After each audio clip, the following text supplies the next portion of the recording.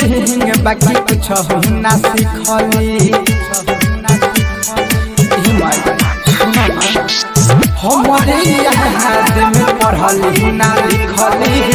गईली कोचिंग बाकी कुछ ना सीखली लागल बाटे तोहरे से दूरी हो नया सह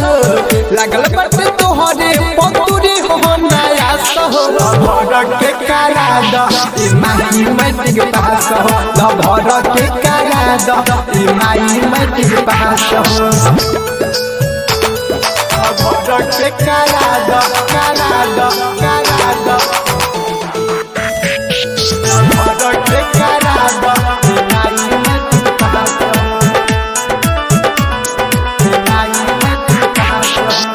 हरे दम डूबल रहे हमारे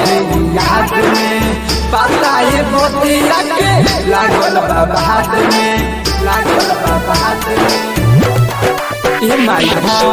हरे दम डूबल रहे हमारे याद में पता ये मोतिया के लागल बाबा हाथ में कदम कृपा के छूटे न साथ हो कदम कृपा के छूटे न साथ हो भर के करा द माही मैट्रिक पास हो भर के करा द माही मैट्रिक पास हो भर के करा द करा द करा द भर के करा द माही मैट्रिक पास हो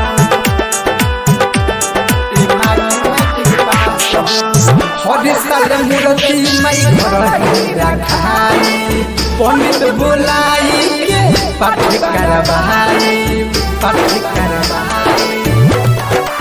माई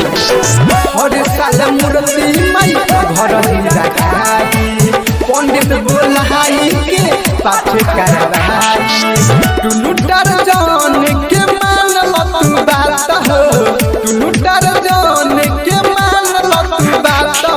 भर के करा द माही मैट्रिक पास हो भर के करा द माही मैट्रिक पास हो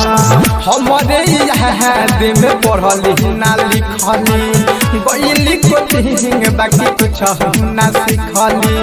लागल बाटे तोहरे से दूरी हो नया सह लागल बाटे तोहरे पतूरी हो नया सह भर के करा द माही मैट्रिक पास हो भर के करा द माही मैट्रिक पास हो। Recording studio